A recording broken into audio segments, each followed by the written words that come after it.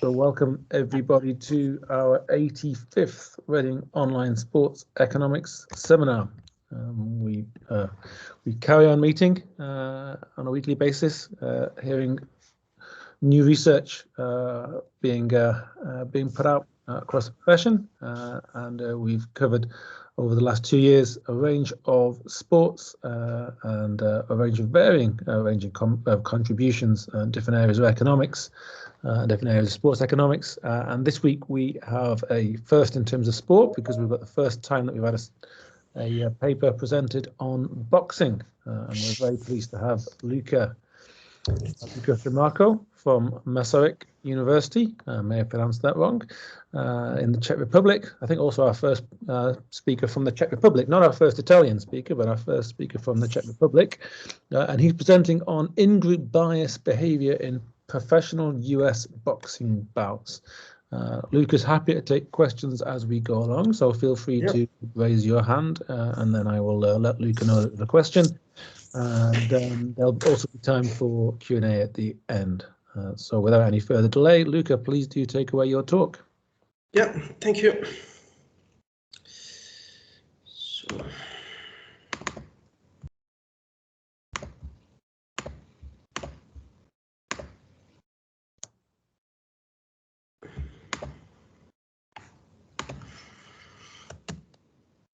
You can see my slides? Yep. Okay, perfect. Thank you very much for allowing me to present this paper here. It's probably the second time only that I present it.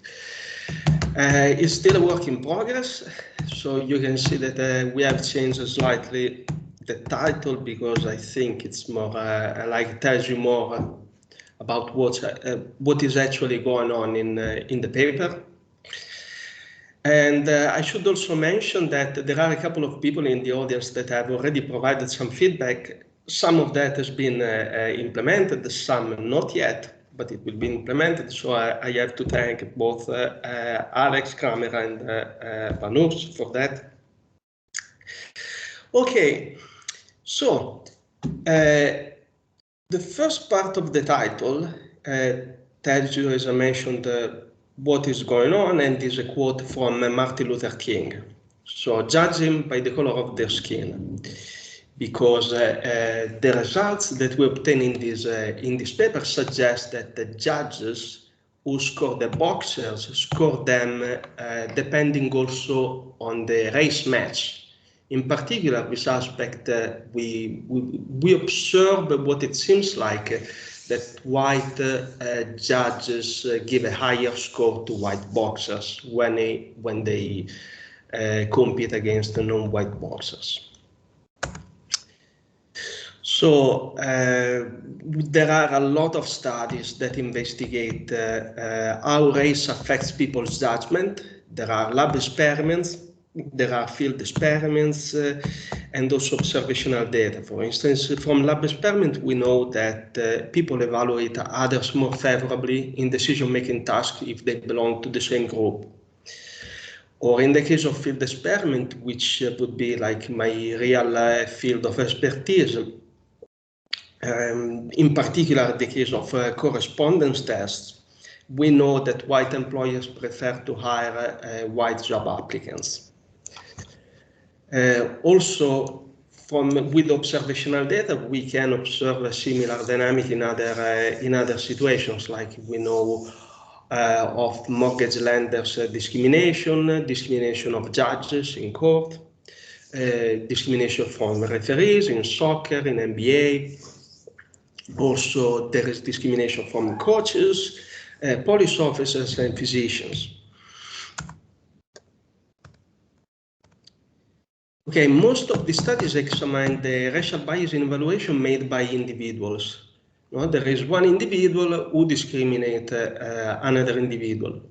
However, in many real-life situations, what we have is that there is a group of people who have to assess one individual. For instance, in the case of the labor market, if someone is applying to a position, then the candidacy of this person would be assessed, for instance, by a bunch of people from human resources, right? and they will together they will decide what kind of outcome to give to this applicant. Now, we are never able to observe what the individual decisions are that lead to this final outcome. It's something that we cannot even observe in field experiments, because when you conduct field experiments, you send like randomized emails to job advertisements, and then you receive an outcome or you don't, and that's the only thing that you can observe. You cannot really tell what, for instance, each member of the human resource department that assessed your candidacy thought about you. Okay, the only studies that approach this kind of study this kind of situation are, for instance, studies that investigate how the racial composition of juries affect the outcomes of trials. And for instance, we know that with a greater proportion of whites to African Americans in a jury, then African American defendants are less likely to be acquitted, right? So we will fill this gap in the literature. We will study racial composition among judges in professional boxing. This is a very interesting situation because as we will see later, most of the judges are white, while most of the boxers are non-white. And in the study, we will investigate also the role of the racial diversity in the pool of judges on the outcome. Also, the study of boxing per se is very interesting because, to the best of our knowledge, this is the first study to examine the racial bias among judges in professional boxing. And this is interesting because there is also direct economic relevance, because boxing is a very rich sport. There is a lot of betting in boxing. In US, $1 billion alone is bet each year by Americans, and also each individual boxing bout is likely to get a lot of money in a lot of different ways. For instance, consider the bout Mayweather-Pacquiao in 2015. That bout alone managed to generate $500 million in bunching all together pay-per-view ticketing, international closed circuit broadcast, and so on. So this is a very rich industry, and the presence of discrimination would hamper this very rich industry. Now, in this paper, we will investigate two main outcomes. I start from the second one because it's the easiest one. So the second outcome, we just look basically at the probability of winning a bout as an outcome. We study whether the white boxer probability to win a bout depends on the number of white judges that score him, okay? And we will observe that when white boxers are scored by a crew of white judges alone, then white boxers are 25% more likely to win the bout. And now I have to tell you this, that how boxing works. So you have a ring, you have two boxers, and there is the referee in the middle. But the referee cannot impact the score, can impact the score, but just marginally. It can assign some penalties in case one of the boxers, due to an illegal blow, for instance, right? In that case, you can assign a penalty that is applied to the scores that are assigned by the three judges. So who are the three judges and where they are? The three judges are positioned in the middle of three different sides of the ring. Okay, so these three judges have to score the two boxers in the different rounds. At the end of the bout, you accumulate all the scores. Okay? who is the winner of the bout? The winner of the bout is the boxer who has obtained the larger score than the opponents, at least from 2 judges. Okay?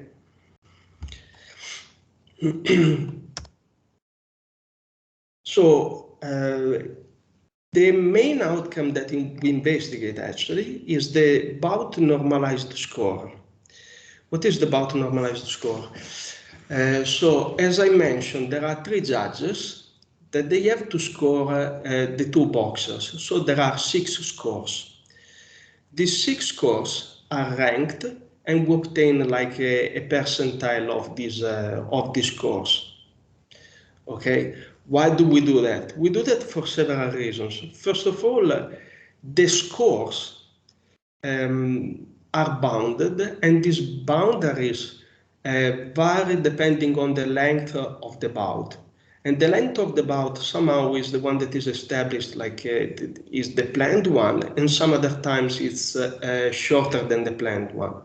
So as a standard, you usually have bouts that last 12 rounds or a bit less frequently 10 rounds. And then there is a residual quantity of professional bouts that last 8, 6 or 4 rounds. Then sometimes the bout lasts less than what is planned because of a knockout, because of a technical knockout. For instance, one of the 2 boxers is injured, right? Luca, can I interrupt you? Rob Simmons has got a question. Mm-hmm. Yeah, Luca, can I take you back to one of your, to your introduction, actually? You mentioned the broadcast audience. So do you have any information on the composition of the broadcast audience, especially by race? Is the majority of the audience white? This is interesting. So we don't have data on that. However, we have collected data on the share of white people in the city where the bout took place. And this is an analysis that we will conduct later on, because we have just conducted this analysis. So I guess that with that analysis, we will be able to address your question, at least partially. Yeah, I'm just a bit worried that if the audience was majority white, they might actually condone or even want the discrimination that you might be showing us. Yes, it's possible. We don't have data on the audience from home, on the people who are watching the bout. However, like the scores that are assigned by judges to boxers are not very transparent, and there is a lot of subjectivity behind these scores that are assigned by the judges to the boxers. However, what's really interesting is that there is a somehow objective measure of who is the boxer who deserves to win, and this measure is collected by experts who work for broadcasters. Okay, for broadcast. So they are people who sit somewhere in an office far away from where the bout took place. They watch the match, and the only task is just to count the amount of punches that have been thrown and the amount of punches that landed. So these are measures, the efficiency measures that are used to tell how the bout is actually going on. So if you control for these measures and you still get a discrepancy between, if you still get that there is some sort of race discrimination, then you could tell whether that is driven by judges. We cannot tell actually precisely. We cannot address precisely what you were asking, because you are asking about the audience, right? The people sitting at home. So we don't really know that. Okay. Did I partially at least? Yeah, that's fine, Luca. You don't have the data. That's okay. Okay. Okay, so we use this bout normalized score. We have normalized these 6 scores in a bout. So the outcome variable goes from 0 to 1. It's very useful, this sort of outcome, because also it weakens the correlation between scores of the two boxers. Because what actually happens, a judge has a certain amount of points that depends on the length of the bout, and these points have to be shared between the two boxers. Okay, so for instance, if it's a 12-round bout, there are 12 points that have to be shared between the two boxers. So if I get 8 points, my opponent will get 4 points. Then maybe there can be a deduction for one of the two boxers or more, but in general the correlation is negative and it's pretty strong.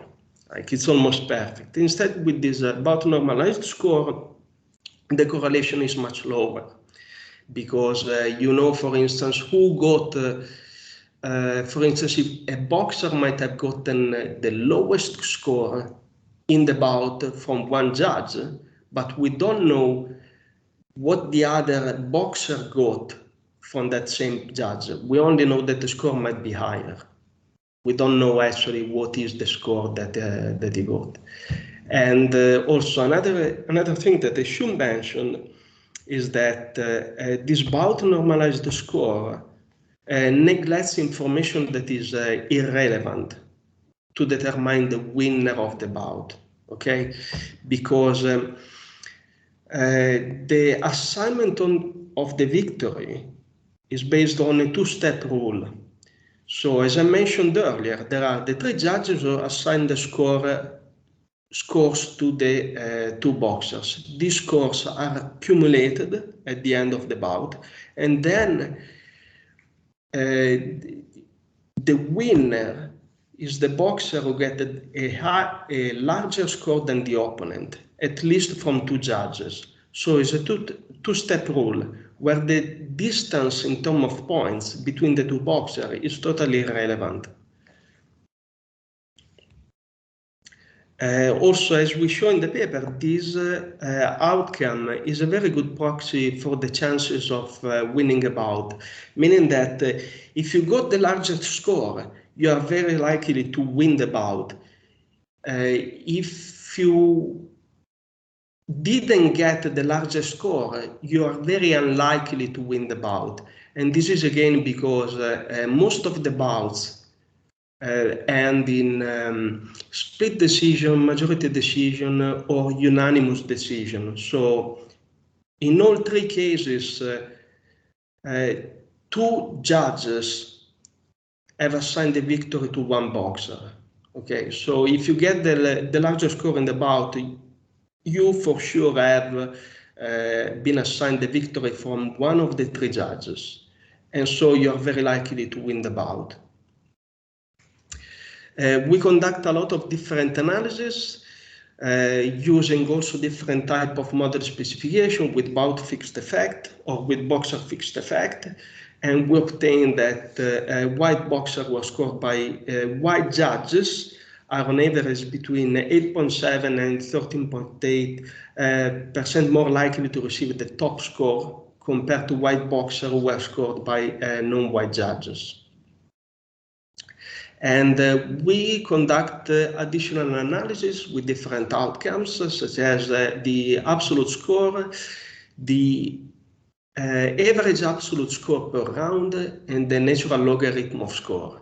And in all the cases, we see that, first of all, the results are confirmed, and also the outcome that we used performs better in terms of predicted score within the boundaries of the score.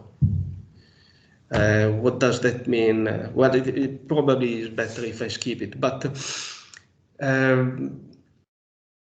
for instance, if you have a 12 round bout, and there are no deductions, we expect that the score ranges between 108 and 120. The difference is these 12 points that have to be assigned by the judge to the two boxers. And if the predicted value is below 108, then the outcome is not well fit to predict the points. We have a table that is we have included in the draft. We are still thinking about it. Okay. Another thing that I should mention is I've already illustrated a bit the scoring criteria, or how the bout, how you establish who is the winner of the bout. There are 4 scoring criteria, right, that are used by the judges to score the two boxers. These four criteria are clean punching, require the judge basically to consider only punches that landed cleanly and with impact. So it's not enough to just barely touch your opponent. You have your punches to be impactful. And this is very important because it sets quite a difference compared to other contact sport, may that be, for instance, taekwondo or fencing, where they are helped by some technology that determines whether there was an actual clean and powerful impact. Then another criteria is the effective aggression, so it's the ability to land punches without taking any. The ring generalship, that is the ability to maneuver the opponent into vulnerable positions. For instance, the ability to push your opponent toward the corner of the ring, or also the ability to open the opponent's guard with the jab. And the fourth criteria is the defense, so it's the ability to bob, weave, and parry. What's really interesting is that these criteria contain various subjective dimensions, right? And also the way in which they are combined to determine the score that is assigned by the judge to the boxer are not very transparent. In fact, we haven't found them anywhere. Nowhere you can see how you could actually use these four criteria to assign the score. It's possible that there are some regulations somewhere that they are not available online. However, we doubt it. And also we have read about the opinion of experts like former judges complaining somehow about how these criteria are used to assign the score. Also, another problem that increases the subjectivity of the scores is that judges may use different strategies to assign the score. There are judges that wait until the end of the round to assign the score, so they take mental note about the punches, effective aggression, and so on, and only at the end of the bout they assign the score. Other people instead they take note constantly, and then they use these notes to assign the scores. So there is a lot of subjectivity here.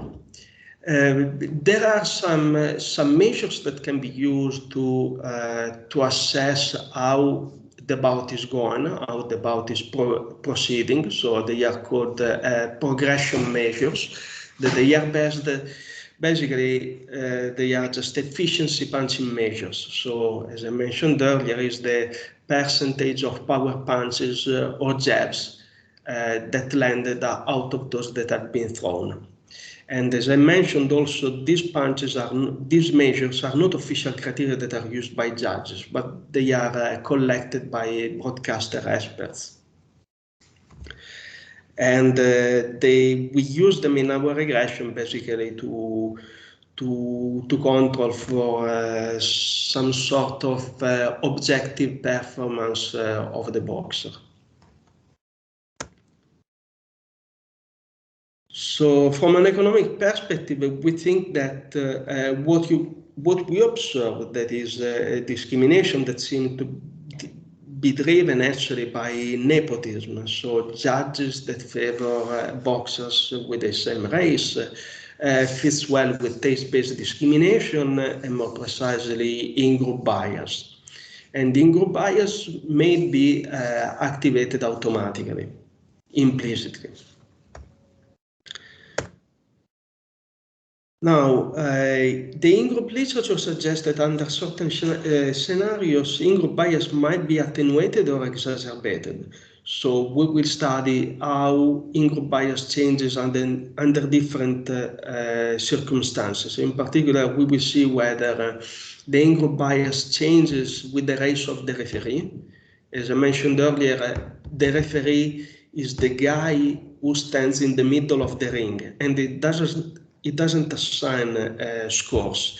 It might assign penalties, whether these penalties are they are applied to all the three scores by the judges, so they don't affect judges' discrimination. And we do not find evidence of a possible variation of in-group bias based on either nationality or referee's race. Now, unfortunately, we cannot conduct other type of analysis, such as focus on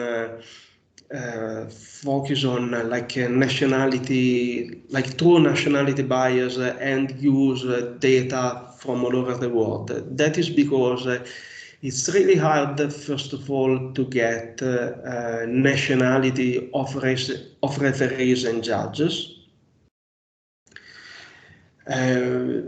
Yes, and also we would like to avoid certain confounders. So for that reason, we focus only on data from the US.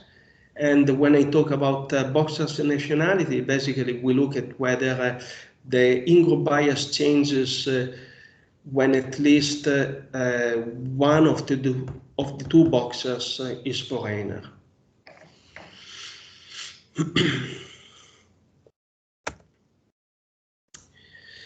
We will explore also other mechanisms. In particular, as I mentioned earlier, the in-group bias might be triggered implicitly. And we think that this is the case in boxing. Why? Because the three judges who have to assess the two boxers are in a particular highly pressured situation. They must assess two boxers that simultaneously they perform simultaneously, very quickly, and they have to take decisions very quickly. And not only there is this what they have to do is actually hard, but there is a lot of pressure also, social pressure and let's say economic pressure. Social pressure because you are the bout is within an arena, and there are a lot of people around you who shout, who might also, I don't know, influence you somehow. So there is all this pressure. And also there are economic stakes that are very high, because as I mentioned earlier, there is the betting industry, also entertainment industry. So there is a lot of mental pressure, and we think that it's very unlikely that judges basically assign higher scores to the white boxers consciously. We think that is more likely to be a subconscious behavior. And we will test whether this is possible in three different ways. We will look at whether the in-group bias changes depending on the amount of punches being thrown in the bout. We do it indirectly by looking at whether the in-group bias changes with the weight of the boxers, because the idea is that lighter boxers exchange a much larger amount of punches, and the bouts with the lighter boxers go until the very end of the bout, while for a heavier weight, the bout is likely to finish earlier because there is an injury or because there is a knockout, or because the referee established that there is no match. Basically, the opponent boxer is no longer able to fight, and so on and so forth. We conduct this analysis also by looking at not the weight, but also the actual category of the boxer. This is just an alternative way to conduct the same analysis. And another way to conduct the similar analysis is to actually see how the Ingrown bias changes with the actual number of thrown power punches per bout. Why power punches instead of jabs? Because the power punches are those that are actually used to assign scores. Jabs are used just to maneuver your opponent, so direct the opponent towards some sides of the ring, or also to open the guard of your opponent. They are not as impactful either. So jabs are very rarely score punches. The third way to investigate whether there is whether the Ingrown bias changed with some sort of change in the pressure is by looking at whether the Ingrown bias changes with the change in the visibility of the bout. And I will tell you more about that in a minute. So what we observe is that, as we expected, the Ingrown bias increases in bouts where there are lighter boxers, whether we look at the actual weight of the boxer or their weight category. We also see that the Ingrown bias increases with the increase in the number of punches being thrown. And finally, we see that the Ingrown bias increases in bouts that have higher visibility.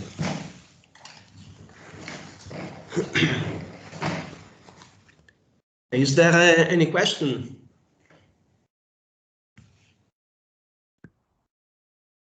No question? Okay. So then we conduct an additional set of analysis where we try to investigate whether this Ingrown bias that is driven by implicit behavior can in turn actually be driven by attention discrimination.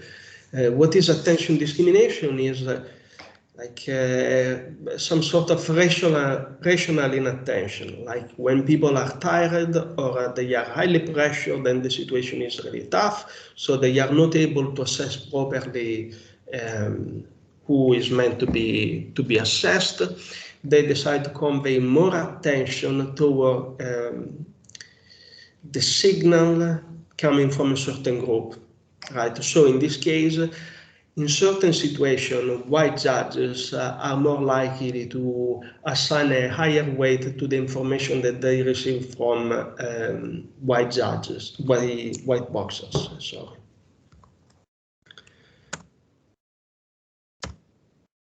And it seems there might be some attention discrimination, but we are not really sure. These analyses that we have conducted, for now, they are a bit shaky, and I will show you in a moment. So there are several contributions of this paper, but there are at least 3 that I would like to mention. So we study a situation in which there are 2 competing candidates and their performance are evaluated simultaneously in relation to each other. And only one candidate with the best performance can be selected as a winner. And this is something like is a particular situation that we haven't seen, to the best of my knowledge, in other situations. In other situations, you usually observe, for instance, judges who have to evaluate an athlete who is performing on its own in that moment. Then we analyze also a situation in which the cumulative opinion of the judges determine the winner. And this situation mirrors many other decisions that are made by a group of people rather by a single person, like like I mentioned earlier, the case of a discrimination in court. And finally, while other studies in sport have investigated implicit discrimination in non-experimental settings, and here there is a study from Reade, from James, in soccer. Ours is the first paper to investigate with real-world data how implicit discrimination varies while accounting for the relative nature of the assessment and whether the attention discrimination might play a role. So what do I mean by that? For instance, if I remember correctly, James' paper, now I read it quite a long time ago, but basically you look at whether there is some implicit discrimination in soccer and whether judges assign cards to players and how that probability changes with the race of the player. And the corresponding study, the study that corresponds to ours in that setting would consider also the race of the athlete who suffered the foul.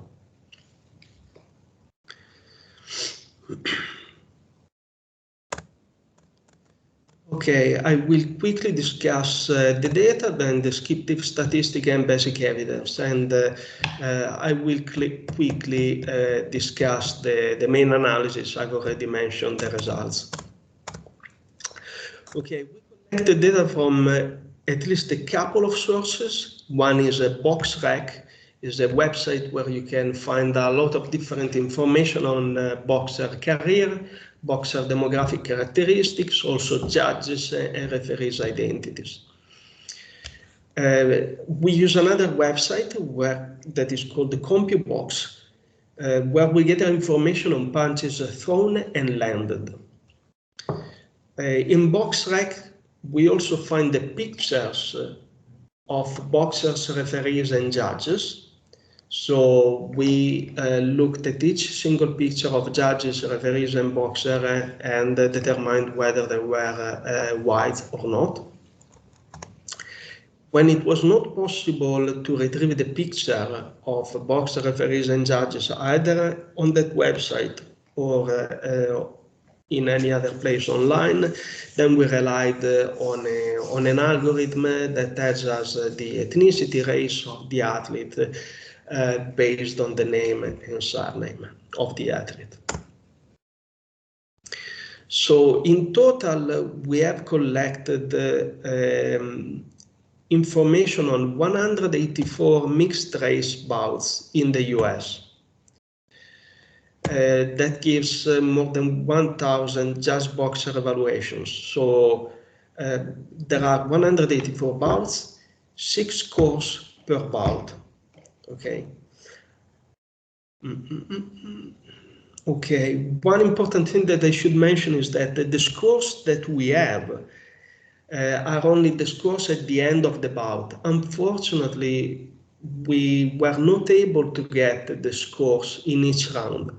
Not because we are actually not able, but because it seems that it's impossible to retrieve them online. If you Google like scoring card boxing, you might find a dozen of them, but that's it.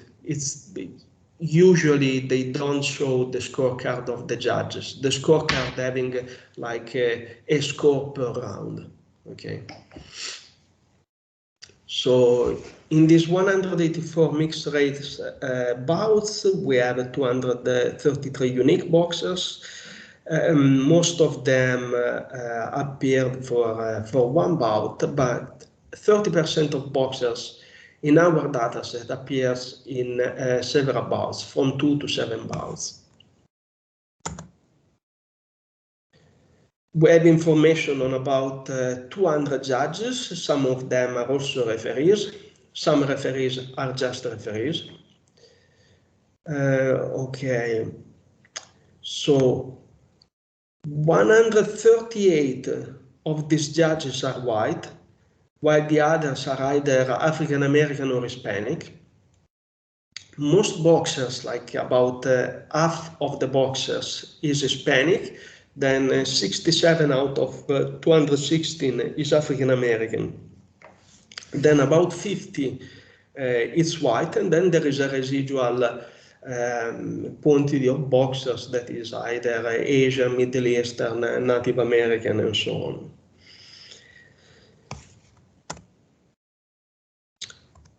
Is there any question on the data set?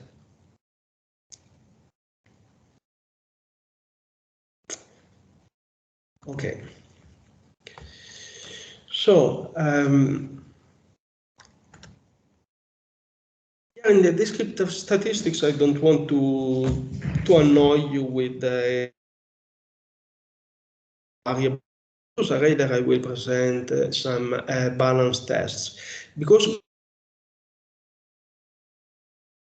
white judges, whether the probability that a white judge is assigned to a bout depends on whether in this bout there is a white boxer or not. And we want also to look at whether the white boxer in a bout affects the quantity of white judges.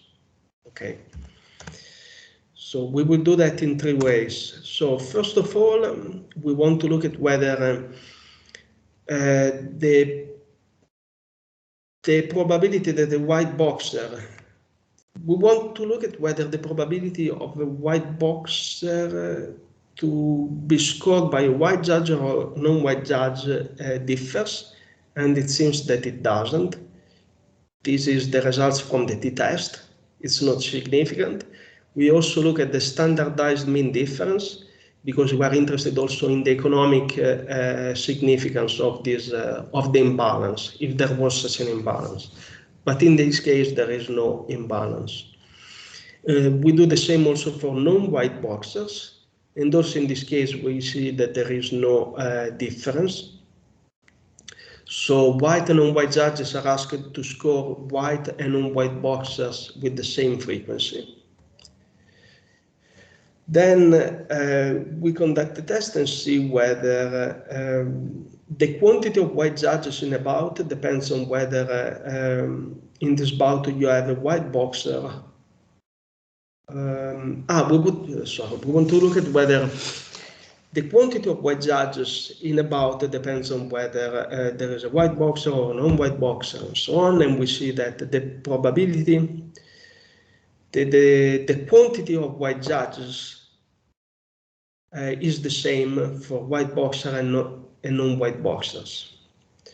And so we see that the difference is not statistically significant and also non-economically significant. And we do the same for non-white judges, and again, there is no result that might suggest that there is an imbalance.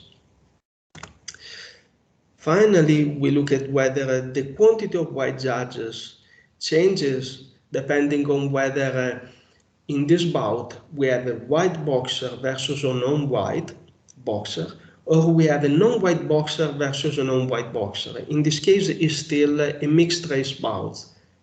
Mixed race bout. So you have, for instance, an African American against an Hispanic, okay, or a native against an African American. What we see again is that the quantity of white judges is the same in the two type of bouts. And it's the same also for the quantity of non-white judges. So it doesn't look like there is an imbalance.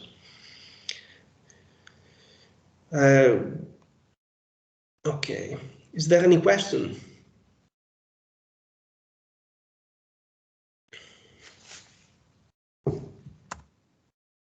Okay, here I will present just some basic evidence of possible in-group bias.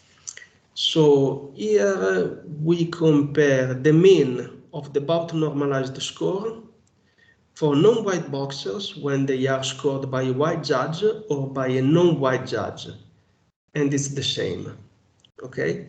Then we do the same for white boxers, and we see that white boxers have a larger bout normalized score. They receive a larger bout normalized score by white judges. So that means that they are more likely to receive the largest score in a bout. That proxies the likelihood to win the bout more frequently when they are scored by a white judge. Then we do the same kind of test for the victory outcome. So we compare the probability that a non-white boxer wins the bout when he is scored by 3 white judges or by fewer. And we see that the probability doesn't change, while the probability of the white boxers is to win the bout is much larger when they are scored by 3 white judges. So it seems that there is Ingrown bias already from these very basic tests. Now, here we conduct econometric analysis to study whether there is Ingrown bias. So there is a bias in the bout normalized score. We use that outcome regressed on a dummy for a white judge, white boxer, and their interaction. In the main analysis, we have about fixed effects. Then we insert also observable boxer characteristics, efficiency measures that are the punching measures that I discussed earlier, also the landed quantity of punches, and the experience.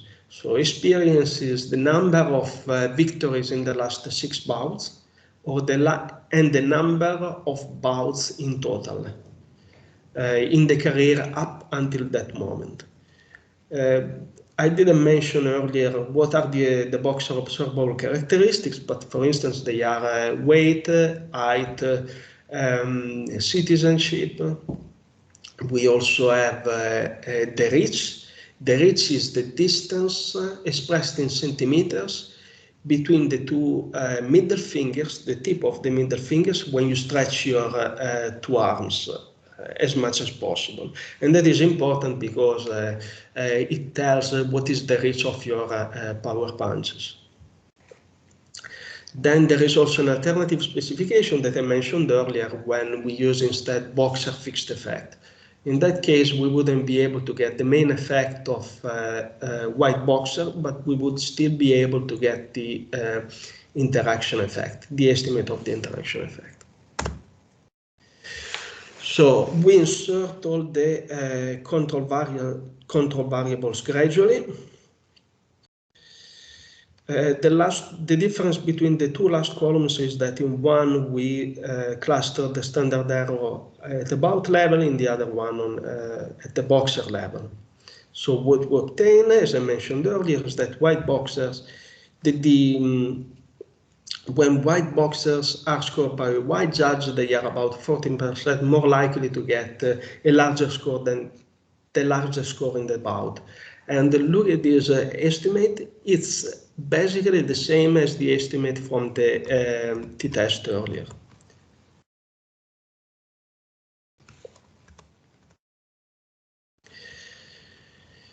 Here it looks like also white boxers who are scored by non-white boxers in a mixed race bouts are less likely to get the larger score in a bout. And some people have asked already in the past why that would be possible. Well, we think, and here we think only, that white boxers might be worse on average.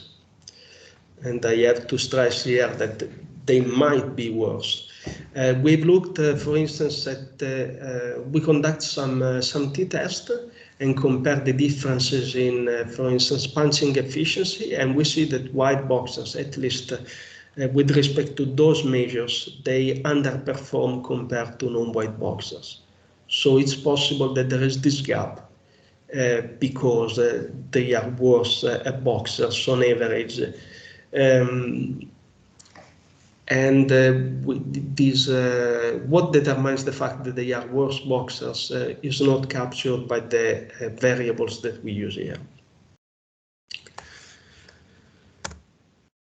So the other analysis we conduct is the one with, again, a linear probability model. We regress the probability to win the bout on a dummy for having 3 white judges in the bout, a white boxer, and their interaction.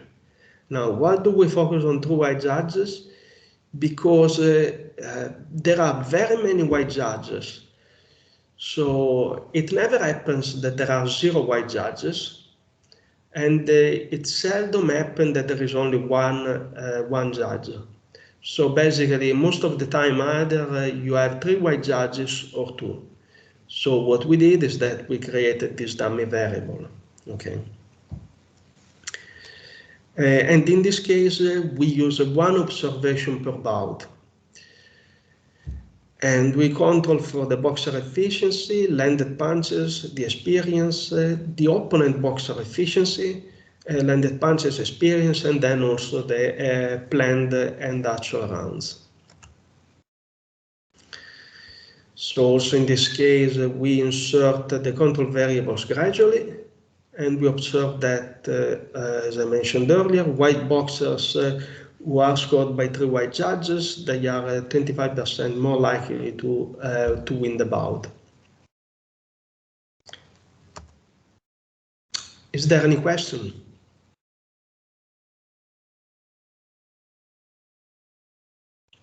Okay. So here, the analysis on the mechanism. As I mentioned earlier, we want to investigate. Yes? Question from Dennis. I maybe missed this. Do you have any bouts where all of the judges are non-white? No, 0. 0. Okay, thank you. It's really unlikely. It's also unlikely to have just 1 judge who is white. Okay, thank you. Yeah, and here also, so this data that we have collected on those websites refer to very important bouts, right? So they are professional bouts. There is a lot of money involved, and it might be different in other cases, in other type of boxing bouts that are more, let's say, local bouts. Okay, so. Okay, what I said earlier is that we want to study whether this Ingrown bias might be caused by implicit discrimination. I skip the analysis where we look at whether Ingrown bias changes with the in different scenarios, with the depending on race, referee, and the nationality of the boxer, because we don't find any evidence of this variation, of whether that analysis is presented in the draft of the paper. Okay, so we skip that analysis, and here we look directly at how the Ingrown bias changes depending on some situations that suggest a different level of, possibly a different level of implicit discrimination, right? So one important thing that I should mention is that if we look at the last column, here at the bottom, we report the result from the main analysis, okay? 138 was this one, okay? And this one instead is the result that we get from the analysis where we use boxer fixed effects. So also in that case, when we control for all the possible characteristics and the boxer fixed effects, we observe that white boxers who are scored by white judges are more likely to get the largest score in a bout. Now, what are these estimates? So again, in the 2 panels, we have the 2 different model specifications, right? Boxer fixed effect or bouts fixed effect. Then in these 2 columns, we repeat the main analysis, but on 2 different subsamples. that have been divided based on the average weight of the boxers. So the average weight is 68.8. So here we see the results from the main analysis on, let's say, light boxers and here on the heavier boxers. And we observe that the in-group bias is larger and that there is no in-group bias here in bouts where there are lighter boxers. Here I don't present the analysis when we look at the weight categories. I think that there are 10 weight categories now. I might be misremembering, but let's say that there are 10 categories. We just split them in half. And here we put the 5 heavier categories and here the 5 lighter categories. And again, the results is similar. Of course, it's not the same because here the subsamples would be slightly different. But again, we would have an increase of in-group bias in lighter weights. Okay, here we do something similar. Instead of splitting the sample based on the weight of the boxers, we split it based on the total amount of power punches being thrown in that bout. So why power punches? Because as I mentioned earlier, power punches are those that count for the scoring. Okay, they are those with a higher impact. Also, we look at the total amount of power punches, so the power punches that have been thrown, not that they landed, because it's part of the task of the judge. So when you see that a power punch is thrown, first of all, you have to see whether this power punch landed or not. And then you have to consider also the impact, etc. So we think that it's more appropriate just to split the sample based on the amount of power punches. So we split the sample around the average amount of power punches, and we see that with the increase in power punches, there is an increase in in-group bias. Finally, we conduct the analysis. Again, the main analysis at the beginning. But we split the sample this time based on the planned length of the bout, on the planned length, okay? And we consider only 10 and 12 round bouts. We don't consider 8, 6, and 4 round bouts because they are really a few. I think that out of 184 bouts, only 6 of them are planned to last for fewer than 10 rounds, okay? So what is the idea of doing this split? The idea is that 10 round bouts are less visible than 12 round bouts. And this is because of historical reasons. So once the bouts lasted for 15 rounds, but that became really too dangerous. I don't remember the year, but they decided to decrease the largest amount of rounds to 12 because there was a Filipino boxer, I think, who died. So they went to 12, and 12 was decided to be the largest amount of rounds in a bout for the most important bouts because it fit at that time 1 hour slot in TV broadcasting. At that time, there was no pay-per-view. So 12 round bout was excellent for fitting 1 hour slot on TV.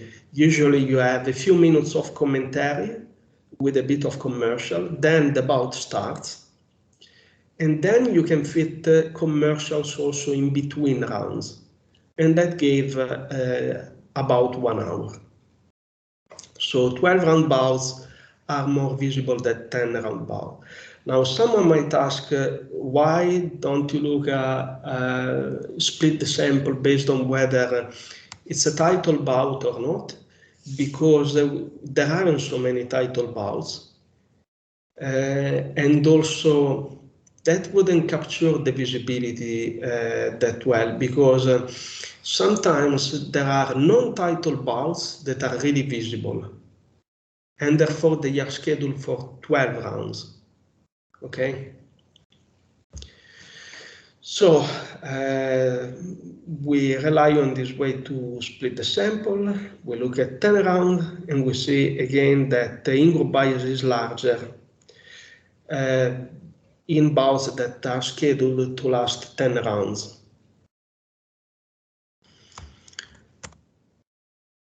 The last series of analysis, that is the one that we are less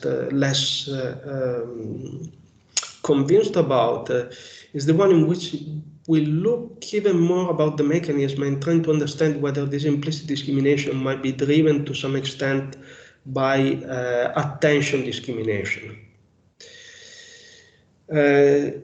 So as I mentioned earlier, we don't have the scores per round. We have scores only at the end of the bout, right? The cumulated scores across the rounds. However, we have the number of punches per round, either jabs or power punches.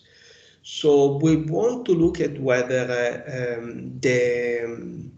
this in-group bias changes depending on the amount of punches that have been thrown in the first round, the second round, third round, fourth round, and so on and so forth.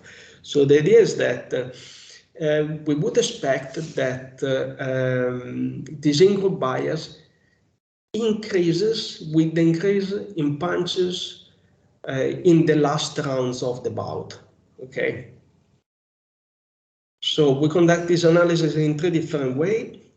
We interact the interaction effect between white boxer and white judge with power punches from boxer B, the boxer to whom the observation is referring, with the total amount of power punches in a given round, and then the share of the boxer to whom the observation is referring of power punches in a specific round. So this is the graph where we plot the coefficients of the triple interaction effect, and these coefficients are obtained from 12 different regressions, right? In the first regression, for instance, we interact the white judge, white boxer with the amount of power punches being thrown in the first round, then in the second round, and so on and so forth. Now, we don't see any change in in-group bias in most of the round. There is unexpectedly an increase in in-group bias in the first round. But we can only speculate why that happened. It's possible that the judges are not ready yet, are not warmed up yet. Okay. And when in the triple interaction, we use the round-specific total power punches being thrown in a round. So it's the sum of the power punches thrown by both boxers. Again, it doesn't look like there is much of a change in the in-group bias in most of the bout. It seems there is an increase in the in-group bias again in the first couple of rounds. But what is more interesting is the next graph. Here we plot the coefficients of the triple interaction effects when white boxer and white judge is interacted with the share of round-specific power punches. So the amount of power punches that the boxer B to whom the observation is referring has thrown compared to the total amount of power punches being thrown in that specific round. Now here we see that at the beginning of the bout there is no change in the in-group bias. We see an increase in the in-group bias toward the, let's say, the core of the bout. Now, unfortunately, I'd say unfortunately just because it doesn't reflect what we were expecting. We don't see an increase in the Ingrown bias when the interaction is with the round-specific share of power punches being thrown in the last 3 rounds. However, this might be because with the increase in the round, the amount of observation decreases because there are fewer bouts that went on until the 10th, 11th, or 12th round. Okay, because even if it's scheduled for 10 or 12 rounds, it's very likely that the bout ends earlier because of several reasons that I mentioned earlier. Okay, so it seems there might be some attention discrimination behind this implicit discrimination, but it's just subjective. No, subjective. It's just let's say tentative. We are not really sure what to do with this analysis. We will have to work a bit more on them. So here I summarized just the results, but I think I've already talked quite a few times about the results. So this result provides some insights about on how improve accuracy, at least indirectly. So first of all, we have seen that in a situation in which there is a dominant group, and it's a minority, but let's say the group of people with power, or of people who have to assess, is represented by another group, then the assessed group might still be facing unfair treatment, right? So it's important also to integrate members of the minority group in positions of the society that are, or in this case, at least in sport, they are connected to power and influence. Okay, and it's not enough. Also, what we have observed, and I haven't reported the result here, but I have discussed them, is that there is no change in this unfair treatment with the change in the ratio of the referee. And the referee is some sort of supervisor. He cannot really affect the outcome of the bout, or at least only a few times that it's possible, but it's just marginal, the role of the referee with this respect. So it's important that the minorities are involved in the positions that are connected to power and influence, and they have to have decisional power, because in this case we have referees that even if it's African American, that doesn't affect at all the score that is assigned by the judges. More about boxing implications. One could consider some strategies to try to keep judges' attention high during the entire bout, if we believe that the story of implicit discrimination, implicit Ingrown bias being driven by attention discrimination. If we believe in that, then a way to reduce the Ingrown bias is, for instance, that of, let's say, substituting the crew of judges in the middle of the bout, because that way the new judges are fresh and they are less tired and they can focus more. And I think that that's it. Thank you. Thank you very much, Luca. Very interesting talk. And there is time for questions. Anyone with any questions? Ian.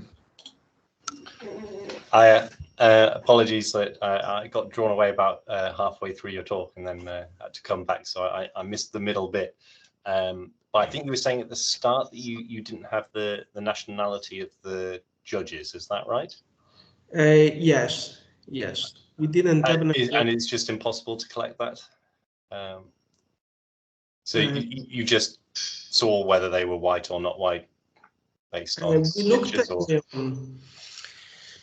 so we look at the judges, but we didn't find.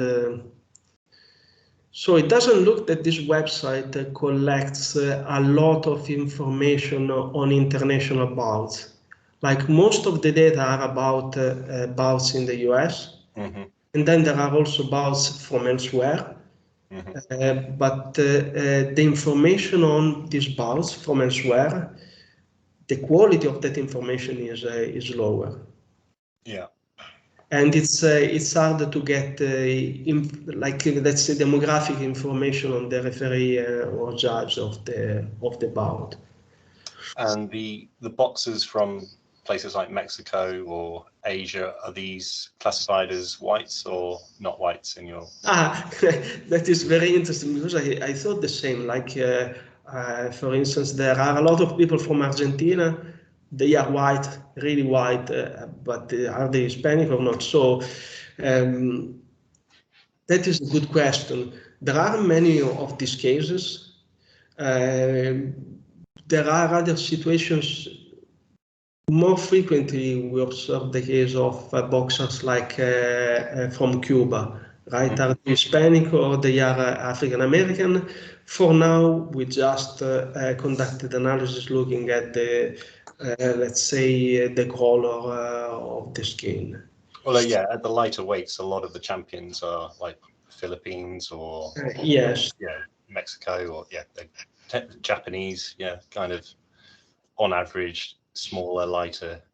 And I guess it's just I'm having a hard time believing that an Asian would have an advantage in America, fighting in America more so than an American who happens to be African American.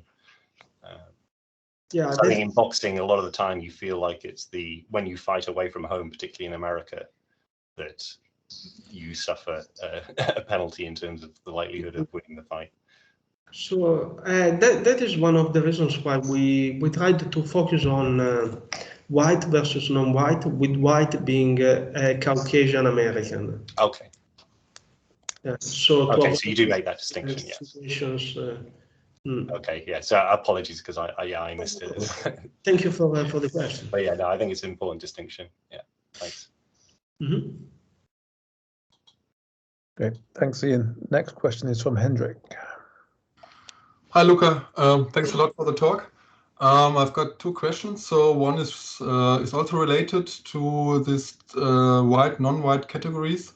While you're talking, I've checked this website, Name Prison, and it shows a percentage, right? So I typed in my name and I am white for like a 98%. So okay, point taken. But how do you? So is there a cutoff for critical value for this percentage values, and how many boxes and judges have you identified by this machine? So this is the first question. That is interesting. We didn't collect that information. We would have to take note of that. Okay.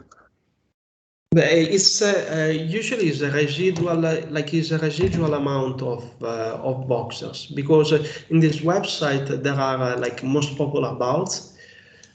So usually there are pictures. Only sometimes there are no pictures. But yeah, it's better to take a look at it. Yes. Okay, because this website looks rather noisy to me. Well, the data which is collected from the website should be very noisy. And the other question is maybe I missed it in the part where you talk about descriptors. How many numbers of all white juries do you have compared to the overall number of fights? So my concern is that maybe your results are driven by some rare events that, the same people get together for a few times, and yeah, this drives your results. So how often do you have this all-white juries in numbers? Let me check.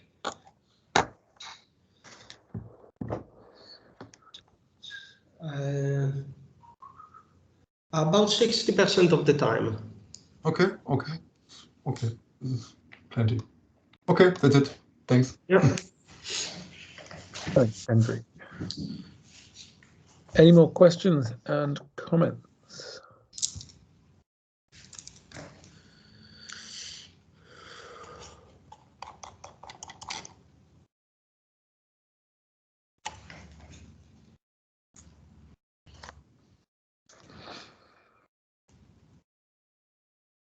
Dennis. So you split it into white and non-white, but a huge percentage were Hispanic, and many Hispanics in the US would be of African descent. How did you deal with that? In that case, we just relied on the color of the skin. However, I understand that there might be this this issue, but I think this issue would be much more important if we had to compare like white boxers, Hispanic boxers, and African American boxers. Instead, it's also for this case.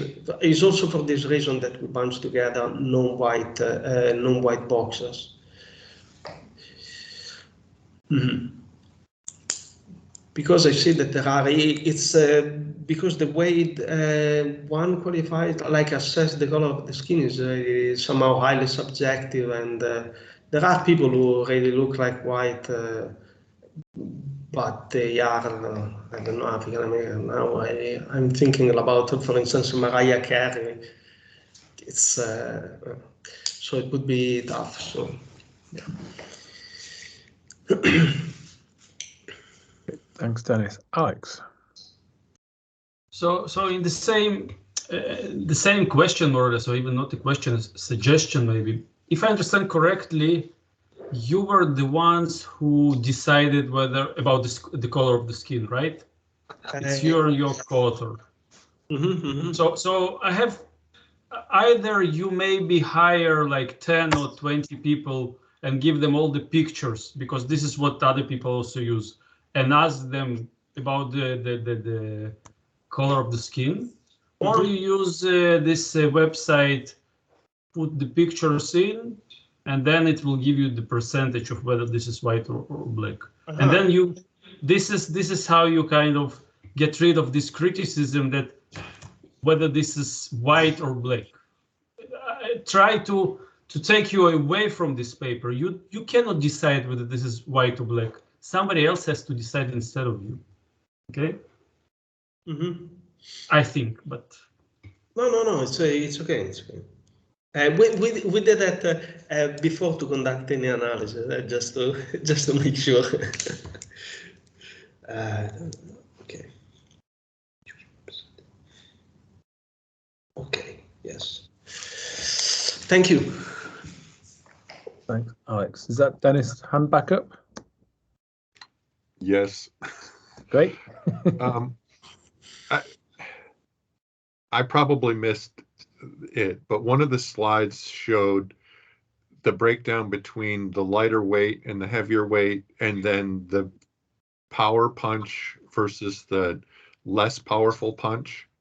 And that you found evidence in the lighter weight, but not the heavier weight, and you found evidence in the more powerful punch, but not the less powerful punch.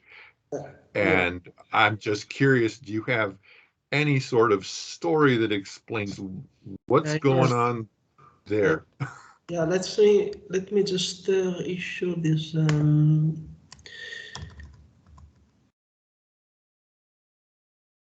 Okay, this one. It wasn't the power of the punch, but it was the amount of power punches. The power, so the jab is this, the power punch is this. So yeah, so this is just the amount of power punches being thrown, and not the actual power of the punch. Okay. Okay, so the coefficients seem very similar to me. And that's why I was wondering, and I didn't catch that right. So I'm going to hypothesize that the lighter weight boxers also have quicker hands. And so they have a tendency to throw more power punches than a higher rate of power punching than the heavier boxers. And so that in some sense, those two results are telling you largely the same thing. Yeah, let me show you once more the table. If you look here at the samples, they are similar, but there is some discrepancy. Yeah, it's possible that the subsampling is similar. Yes, it's quite similar. It's possible that is the same type of, that basically it is this. Yeah. And what is the question about? Like that basically it's not really. Why do you think that would be? Why would this in-group bias be stronger in for this case? lighter weight boxers? Yes, because so bouts between lighter weight boxers usually get to the end of the bout, to the very last round. So they last longer than the bouts between heavier boxers. And also lighter boxers throw more punches. So a judge have to assess boxers who perform for a longer period of time and who throw more punches. So it's tougher to assess this kind of performance. So we thought that in this case, it's more likely to observe implicit discrimination or like implicit an increase in in-group bias due to implicit behavior.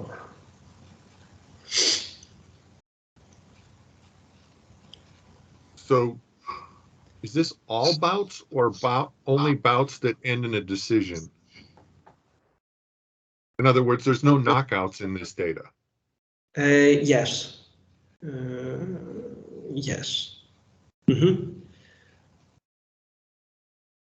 But we control for bouts fixed effects. Here we control here for instead boxer fixed effect, but it's not much different. And also the outcome that we use, the bout normalized score, is such that the actual length of the bout is eventually irrelevant,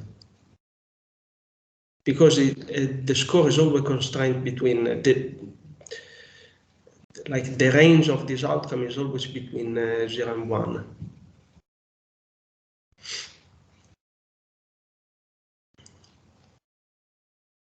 Okay, I don't know, Dennis's dog has quietened him down, and that's why he's on mute. But Alex's hand is up. Yeah, I have another question. How do you rule out that there is some selection into treatment, selection into fights with more white judges? What kind of tournaments are you using? What's going on there with the allocation of those judges? So the only thing that we can do is just to look at whether the ratio of white judges is orthogonal to the ratio of the boxers. So the fact that there is a white boxer in a bout affects the likelihood to have a white judge, affects the quantity of white judges, and so on. So that is the only thing that we can do, the only type of balance test that we can conduct. We cannot actually look at the selection of the judges. As far as we have understood in these professional boxing bouts, what happens is that usually the local best judges are those that go and assess the bout. So you don't have like a bout, let's say in Florida, that is assessed by a judge, even if it's a great judge who comes from Alaska. So that is the only thing that we have understood, that the judges are usually the best local judges. And we look at whether the probability that this judge is white or not, and the quantity of white judges depends on on having a white boxer in the bout or not. But I fully understand the concern.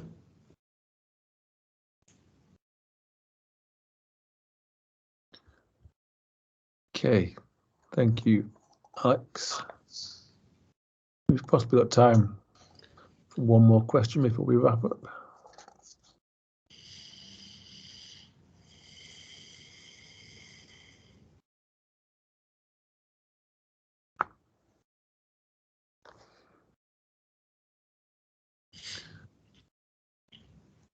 Okay, well, I think we'll take that as no final questions, in which case we will wrap up. And so thank you very much, Luca, for a really interesting talk on discrimination in group bias in boxing.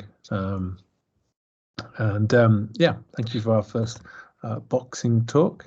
We will return next week with Vincenzo Alfano from the University of Messina with a talk entitled Training in Lockdown, the Impact of Stringency Measures on the Olympic Games of Tokyo 2020. So we'll go from one sport to, I think, many sports next week. Thank you once again, Luca, for today. Thank you, everyone, for your contributions and your attendance, comments and questions. And I wish you all a fantastic weekend and look forward to seeing you all again next week. Thank you all. Bye-bye. Bye-bye. Cheers.